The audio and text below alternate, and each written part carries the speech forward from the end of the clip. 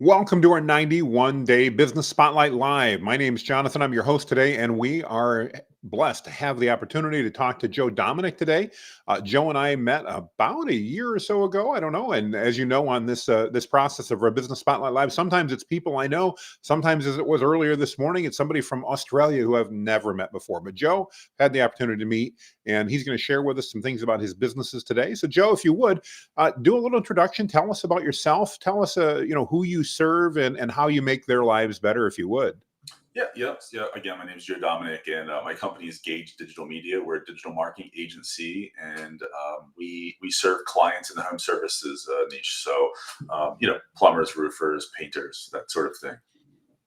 Awesome. Awesome. So tell me, how did you get into that niche? I know we talked to a lot of agencies Yeah. and, different niches and different things like that. What caused you to get into the with Gauge into that home services niche as opposed to any other niche?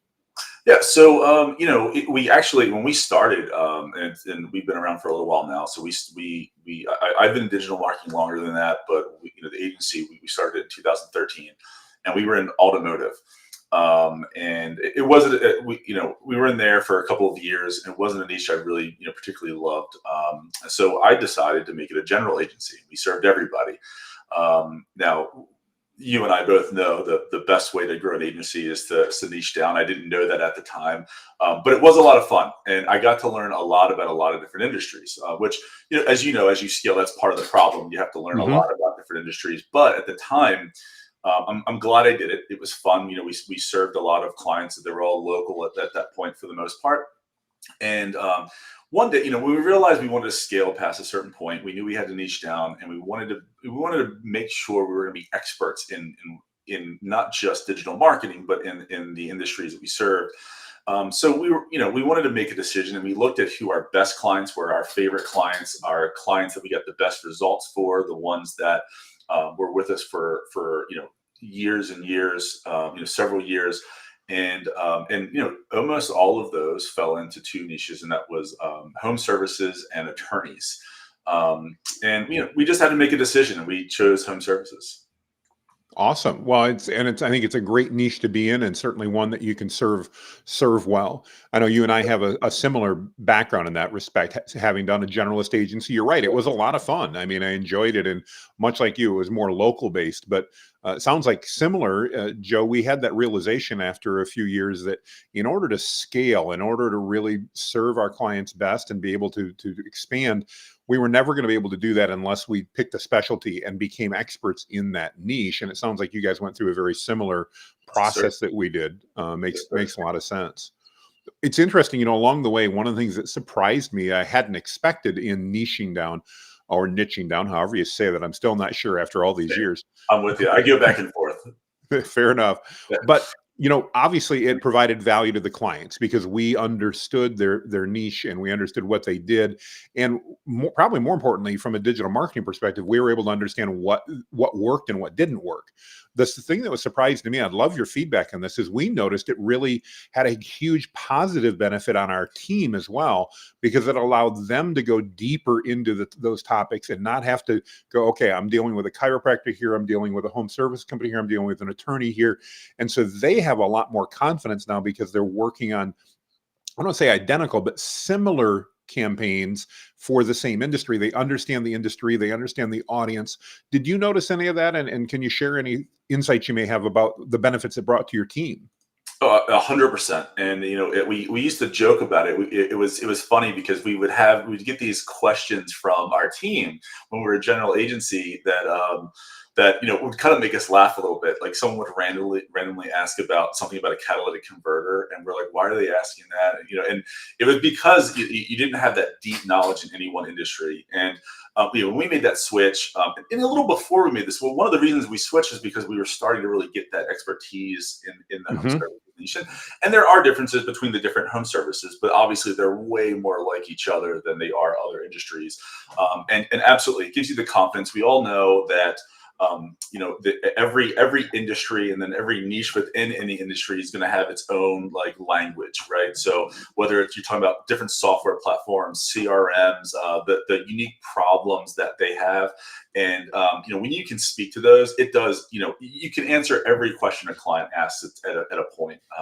And at a point, the industry as well as they do. You've been in it for so long, or maybe not quite, maybe not the nitty gritty, but when it comes to the high level, you do. And when you can have the confidence of being able to sit down with someone that's been in the industry for years, working in it, and not have to question what a term means or need to ask too many questions to understand their problems. You already have a general understanding of it. It's very helpful. It gives you, the confidence level. You're right. That's enormous. And one of the things about that, it's not just when you're on those calls, but we've all had calls with a client, and maybe they have an issue that we don't know how to solve or something like that. We're still working on it, and we had team members that would get like anxiety before meetings, and a lot of Yes. that here. Yes. Right? So it's a much it's a much more a peaceful way of doing business. No, I agree. And it was, like I said, for me, it was one of the things that surprised me. It's not something I had anticipated or really even heard about, but we've really noticed our team likes it a lot more. Well, Absolutely. Joe, I don't know about you, Joe, but my crystal ball tends to be cracked and cloudy. But I'd love to know, as we're recording this and going live towards the end of January 2024, what do you see in 2024 of things that particularly home service contractors should be paying attention to as it relates to their digital marketing? Are there anything new or different, or just is there a focus area that you think they should be focused on as they look forward into 2024 and how to make it the best year possible? Well, and I'm not just saying this because of you, Jonathan, but you're going to love the answer. And I think AI is a big thing that they need to look into, whether they're implementing it themselves or through an agency or through another company. I think AI, it's gonna, I think people had a lot of preconceived notions about what it was going to do. And I think every day I'm surprised a little bit about how someone else is using it or something I haven't thought of. There are different ways to use it. And I think people are, in some ways, are afraid it's going to replace certain things, and we all know that it's going to. But I also think it's going to help a lot of people just do a better job with whatever they're doing, and that can be anything from client communication to building out content to just brainstorming. Sometimes I make a joke that there are days where I talk to OpenAI more than I do any one particular person, right? Because I'm with you on that. yeah, Yeah. and it's you can just I just think that that's probably the biggest thing. I mean, look, it's digital marketing, right? Everything changes every year for to some extent, and you and I, we keep an eye on it all the time. But speaking to the home services clients, and there's a lot of things going on, but it's not just the digital marketing, right? A lot of their CRM companies, different companies that serve them, different platforms. Whether you're talking about something like Jobber or Service Titan, they're all going to be implementing AI. So it's something that everyone should keep an eye on, at least from a high level, and at whatever level they're comfortable with. But it is, I mean, that's the big game changer right now. No, and I think that makes a lot of sense. Of course, as you know, I'm a nut when it comes to AI. I think it's great, and I do think that so many people shortchange it and don't give it enough. It's like, well, it may help me write social media posts. Well, it can do that, but it can do so much more. Like you, I love to brainstorm with it. I'm just launching a brand new course, for example, and in that layout and trying to put it all together. I didn't have AI write the course for me, but I did have it help me put the outline together, and I had it do what have I missed? Here's what I'm thinking. And it was very a collaborative process, so to speak. Although it was me, myself, and my AI, it still really helped me shorten that process. And I think that's a lot of businesses can use it for things like that and make things more effective. I think the other thing I love doing it for SOPs. I don't know if you've ever done that, but it's a great way for any business to create SOPs in. So just my 2 cents. It really is, and I'll probably pick your brain on that a little bit. I consume a lot of your content on social with AI, and I will say that there's you're one of like 2 channels that I really follow with AI. Well, thank you. Content, and I appreciate it. And I think you brought up a good point, right? A lot of people maybe they try it, or they use it a few times and they don't get a good result, right? The answer they get isn't what they get. I didn't come on here to give you a shout out. I want to be clear. Jonathan didn't ask me to, but it's really important that you learn how to use it. It's not something that you just spit a sentence into and you get a wonderful answer back. We both know, you and I know, and I think a lot of people are realizing, but maybe they're not. I'm going to say this for the people that aren't, that the output is only as good as the input, and learning how to write your own prompts, or even just do research to find prompts and they're all out there for the most part. You can find them on your own or make them on your own, but the prompt and what you're asking it has to be concise, and it's a skill that you're going to learn over time, and you get better at giving input, putting input into the AI and getting it out. And I think that's the lesson we all learned first, right? Because I don't think anybody the first time they open, whether it's ChatGPT or anything else, puts in a really good prompt the first time, right? We all have a very basic question, or put in a one sentence command or whatever you want to call it, and we got something out that was mediocre at best, right? And then you just realize the real power of it once you get.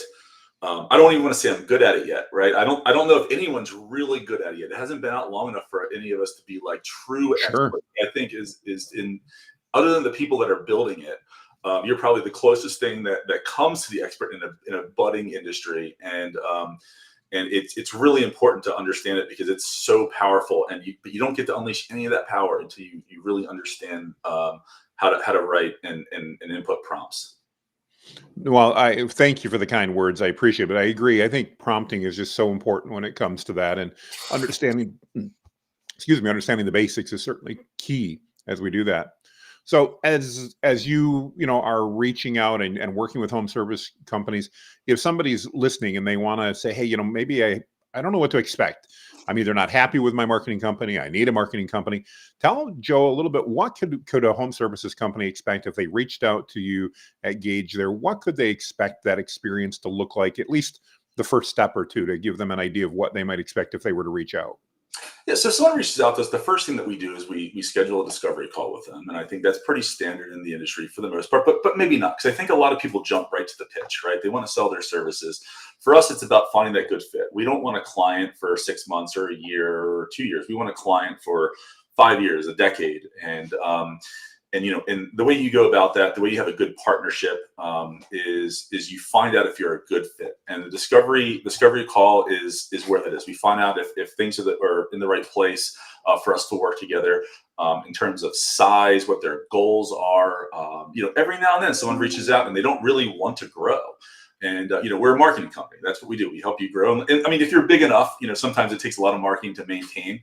But there are things like that. And we always make sure that we want to align our expertise with their goals. If our expertise doesn't meet their goals, and you and I being in, the best mastermind group I've ever been a part of with 7FA, undoubtedly, it's fantastic. The great thing about that is I don't have to make it work for a customer if we're not the right fit, because there's usually someone in the group that is. And I'm happy to refer someone to someone else if they're the better fit. So that first meeting, we go over goals, we go over what they've done up until this point. We see if we are the logical next step, and then we come up with a plan on how to get them from where they are today, A, to the B, which is their goal at the end of the year, over the next 12 months, and that's the way we go about it, and then. We customize our plans for that client, and we're a full service digital marketing agency. There's a couple of channels we don't really touch on because they're not that great for home services. Sure. But our programs include really everything that a home service company should be doing on the digital side of things. Awesome. Well, and if they're listening and they're wondering, what's the best way for them to reach out and connect with you, Joe? Well, you can go to gagedigitalmedia.com and reach out. We have our Facebook page, our Instagram. If you search Gage Digital Media, you'll find us anywhere.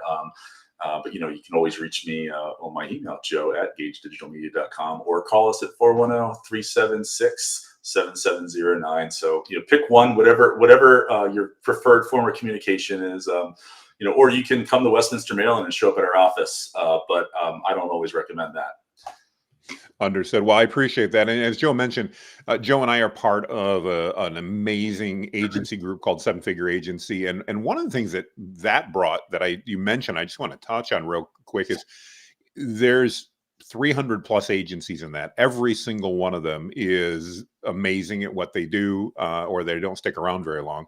And one of the things I think it's brought to us as an agency that's been so helpful is that when a client comes that may not be a good fit, like you said, we now know somebody. We know somebody that's trusted, or probably 3 or 4 somebodies that are in that and specialize in that. And I think that's another value in reaching out to someone like Joe, is having that opportunity to know that if you're not a good fit, he'll be the first to tell you, and then have some recommendations for you as well. It's really about you succeeding in the long run. Yeah, Well, John, Joe, I want to thank. especially Go ahead. being general, generalist before general agencies, it's even more important because you and I both know I'm sure you've had this where you have an old client that reaches back out, or maybe you're still serving them as a legacy client in a capacity that makes sense for everybody, and they have a question or a need that doesn't quite fit your model anymore. Mm-hmm. And but look, we have great clients and that got us to where we are, and I always want to help them. And we feel Absolutely. obligated to do it. And in some ways we were obligated to help them, but we have a better way to help them now. We can align them with someone that's maybe even better in their niche than we were as a provider. So I just wanted to say that it's important to me that those general agency clients have a good transition if need be, because we wouldn't be the company we are today if we didn't serve them at some point. So I felt like it was important to say. I didn't mean to interrupt you. I didn't know you were gonna. Oh, no. In fact, I think that's an important thing to say, because I agree with you entirely. I mean, having been a legacy agency, a generalist, we still have some of those clients, like you said, doing certain things, but sometimes new things come up, and we have long-term relationships with a lot of these clients and have gotten to know them well. And absolutely, we want the best for them. And that's one of the things, again, I love about that, is the ability to go, okay, if I'm not good at this, or maybe this isn't really in our wheelhouse, what our team loves, I now know of an incredible group that I can find somebody, or if there's not one in the group, they're absolutely going to know someone that can help out with that. And it allows us to be a good resource and connect our clients with people that can help them do what they need. So I think that was a really good ad. I'm glad you shared that. So no. Well, and again, I do want to thank you for your time. I know you're slammed busy, and I really appreciate you joining us here today. I appreciate you if you've been watching with us live, or if you're catching the replay. We so value you guys. If you remember, we're doing 130 plus of these entrepreneurial interviews over the next 91 days. We're about on day 10. We're almost booked halfway through already, or at least half the sessions are booked. So if you're interested in being spotlighted like Joe is here, make a comment down below, reach out, we'll get you connected, and we'll get you booked up as well. Joe, thanks again. Make it a great day, everybody, and we'll see you on the other side.